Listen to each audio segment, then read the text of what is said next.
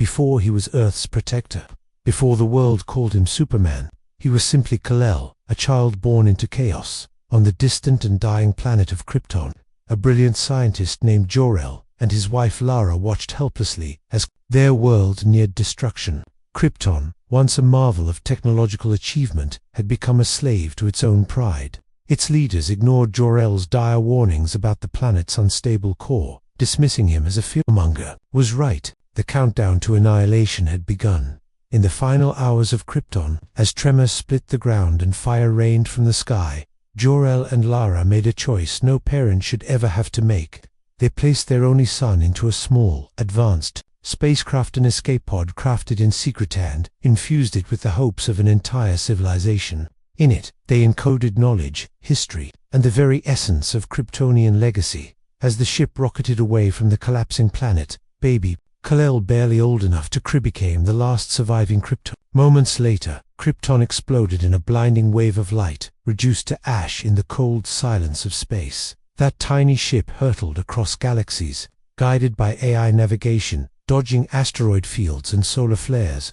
It passed moons, stars, and black holes, until, by fate or design, it approached a small blue planet orbiting a yellow sun, Earth. The ship crashed gently into a field in Smallville, Kansas. It was discovered by Jonathan and Martha Kent, two humble, kind-hearted farmers who had no children of their own.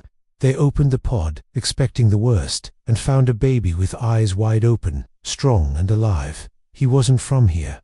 They knew that instantly, but what they didn't know, what they couldn't know, was that the child in their arms had the potential to become a god. They named him Clark. From the very beginning, Clark Kent was different. As a toddler, he could lift tractors. As a boy, he ran faster than cars and could hear whispers from miles away. His senses were sharper, his reflexes faster, his strength unmeasurable. But with these gifts came confusion, fear, isolation. Jonathan and Martha, however, raised him not with fear, but with love. They taught him values, humility, compassion, integrity. They told him, over and over, that what made him different didn't make him wrong, it made him special. But they also warned him to be careful. The world isn't ready for someone like you, Jonathan once said, but one day, it will need you. Clark struggled with his identity. He couldn't join in sports. He couldn't lose a race. He had to lie constantly to his friends, his teachers, himself. He lived in fear of being discovered, not because he feared for himself, but because he feared what people might do if they found out the truth. That as he entered his teenage years, his powers grew more intense: heat vision, flight, X-ray sight. He began asking questions his parents couldn't answer. Where was he really from? Why could he fly? Why was he the only one like him? Everything changed the day he discovered the spacecraft buried beneath the Kent farm. Triggered by his proximity, the ship activated and led him to the Arctic, where a massive crystalline structure rose from the snowy fortress of Solitude, a Kryptonian outpost that had awaited his return. Inside, a holographic projection of Jor-El greeted him. For the first time, Clark saw his biological father, heard the name Kal-El, and learned the truth about Krypton, his heritage, his destiny. "You are the last son of Krypton," Jor-El said. "You will give the people of Earth an ideal to strive toward. You will help them accomplish wonders. You will inspire them to be their best selves." It was overwhelming. Clark was torn. He had spent his entire life trying to fit in, to be normal, and now he was told he wasn't meant to blend in. He was meant to stand out, to lead, to protect. The boy from Smallville was no longer just a farm kid. He was an alien with a purpose. He returned home changed, stronger, focused, and when he saved a family from a burning building without thinking, the world saw him for the first time. The media called him an angel, a savior, a Superman. He wasn't ready for what would come next, because once the world sees a god, it starts to expect miracles. As Clark Kent grew up in the quiet heartlands of Smallville, his journey was never just about discovering who he was. It became about deciding who he wanted to be. He was no longer just different. He was something the world had never seen. But with incredible power came an even greater burden than any ordinary man could bear. Jonathan Kent, the man who raised him, understood this all too well. Behind weathered hands and eyes etched by years under the Kansas sun, he held a fear not of Clark's power, but of the world's reaction to it. He didn't just teach Clark to hide his abilities, he taught him when to use them, and why. Every act of restraint, every quiet rescue in the shadows, every moment he held back his strength, it all formed the moral foundation that would one day define the Man of Steel. But childhood doesn't last forever, and destiny doesn't wait. When Clark left Smallville, he didn't just walk away from his past, he walked into his true calling. He journeyed across continents under different names, working ordinary jobs, helping in secret, always searching. He sought the meaning of the strange messages that echoed in his mind, the source of the ship that brought him to Earth, and, ultimately, his purpose. His search led him to the frozen vastness of the Arctic, an empty, silent expanse, where he was drawn by instinct, or fate. There, he discovered what would change everything. The Fortress of Solitude. Buried beneath the ice was a ship unlike any on Earth, activated by the strange key he had carried since childhood, a crystal encoded with Kryptonian technology. As he placed it into the console, the ship came alive.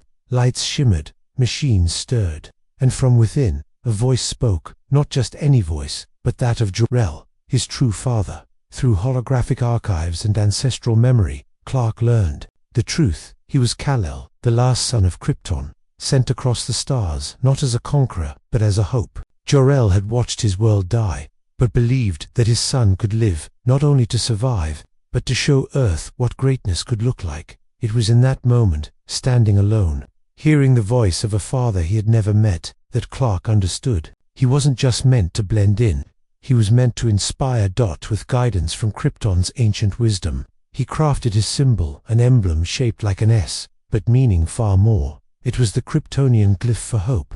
A suit followed, woven with the colors of his heritage, blue for justice, red for courage, gold for light. And then, for the first time, he flew, not out of fear, not out of anger, but out of purpose. Superman was born not from tragedy, but from a choice, the choice to rise above fear, to stand for those who could not stand for themselves, to believe that humanity was worth saving. He returned not as a god, but as a guardian, and while the world didn't yet know his name, it would soon look to the skies with awe, not because he was faster than a speeding bullet, stronger than a locomotive, or able to leap tall buildings, but because he chose not to rule, but to serve. The symbol of hope had arrived.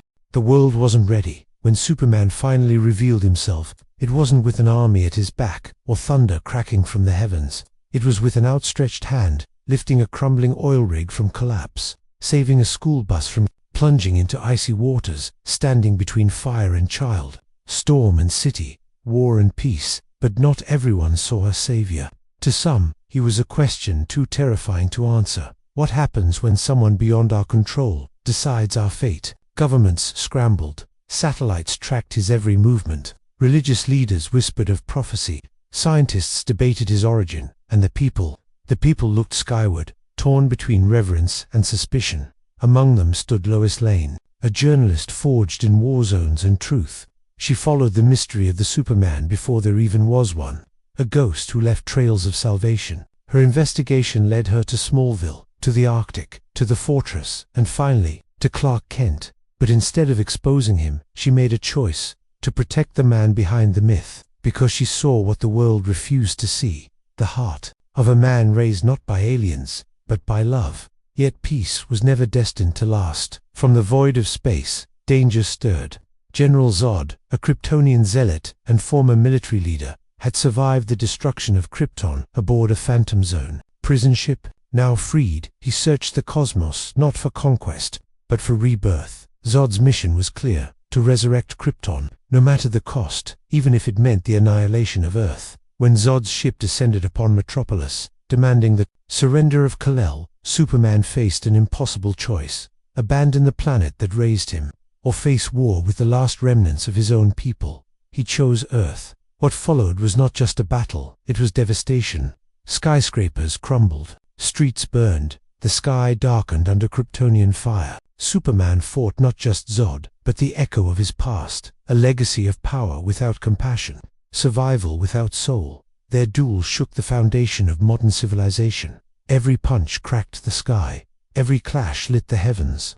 And in the end, when all options were exhausted, Superman made a choice that would haunt him forever. To save a family, to save a city, to save a world. He ended Zod's life. It was a moment of heartbreak, not triumph. Superman didn't celebrate. He fell to his knees. He wept, because to him, every life mattered, even the life of the last man who knew what Krypton was. The battle was over, but the war was just beginning. Governments began questioning if Superman could kill a god, who could stop him. Corporations saw opportunity in alien wreckage, and one man, watching from the shadows with cold calculation and boundless ego, began to prepare for war. Lex, Luthor. To the world. Lex was a visionary, a billionaire genius, a master of progress.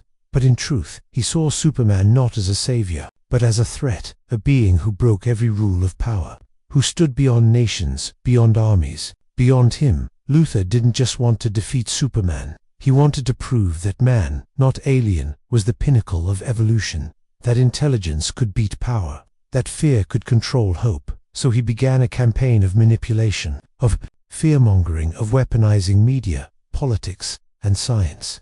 Every act of heroism was spun as danger, every rescue rebranded as intrusion. The seed was planted. Superman is not one of us, and the world listened. Yet, in the face of rising hatred, Superman never retaliated. He rebuilt. He stood with first responders in disaster zones. He pulled satellites from falling orbit. He watched over Earth, not from a throne, but from rooftops, silently, tirelessly, because he believed, despite all the fear, all the hate, that humanity was worth fighting for. And the question remained, would the world stand with him when the next storm came? Or would the Man of Steel stand alone? The world teetered on the edge. In the aftermath of Metropolis, the myth of Superman fractured into two realities. To some, he remained a beacon, the guardian of Earth, a symbol of justice and restraint. But to others, he was a god without a leash, a force unchecked, a danger dot. And in the shadows, Lex Luthor was ready to pull every string. He exploited the fear. He funded Black Ops to recover Kryptonian tech. He reverse-engineered alien DNA. And most dangerous of all, he began sowing chaos in the minds of Earth's defenders, turning questions into weapons, turning heroes against heroes. But the greatest threat came not from Earth, but from beyond it. Luthor's interference sent a signal across the stars, a frequency born from stolen knowledge, one that reached the ears of a darkness older than time, a tyrant of apocalypse, a being not of justice or chaos, but of control. Darkseid. From the burning world of apocalypse, he saw Earth not as a planet to destroy, but one to conquer, to shape, to bend under his will. But before the invasion, before the fire and fury, Darkseid sought one thing, the Kryptonian. He feared not Superman's power, but his spirit, because hope, true hope, cannot be ruled. And so the final war began.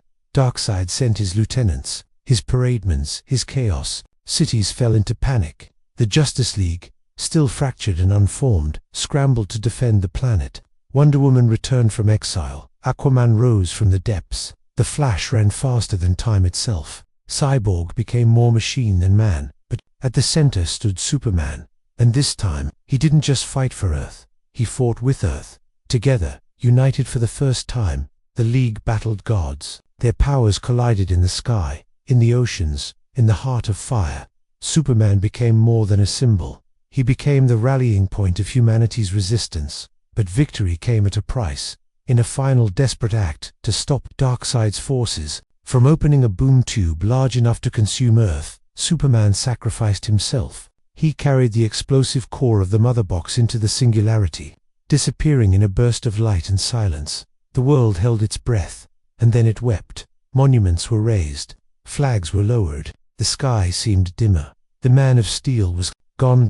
But legends do not die, because even as his body was mourned, his legacy burned brighter than ever. Batman vowed to honor him by building a united front. Wonder Woman carried his ideals into diplomacy and battle. Humanity, for the first time in its history, stood not divided by fear, but united by hope. And then, the impossible happened. From the void, a heartbeat. From the silence, a whisper.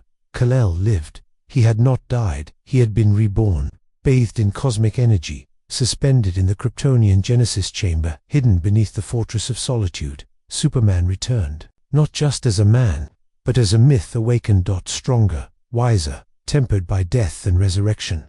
When he flew again, the skies thundered. He returned not to claim a throne, but to remind the world what it could be, what it should be. And though threats would rise again, Brainiac mumbled. Even the multiverse itself, unraveling, Superman remained the steadfast guardian, not because he was invincible, but because he believed in people, in second chances, in the goodness waiting to be awakened inside us all. That is why Superman matters, not for the powers, not for the cape, but for the man beneath it, the boy from Kansas, raised by farmers, taught to see the world, not with fear, but with hope. And long after stars burn out and cities fade into dust, the story of Superman will echo, not as a tale of might, but as the greatest story ever told about what it means to be human.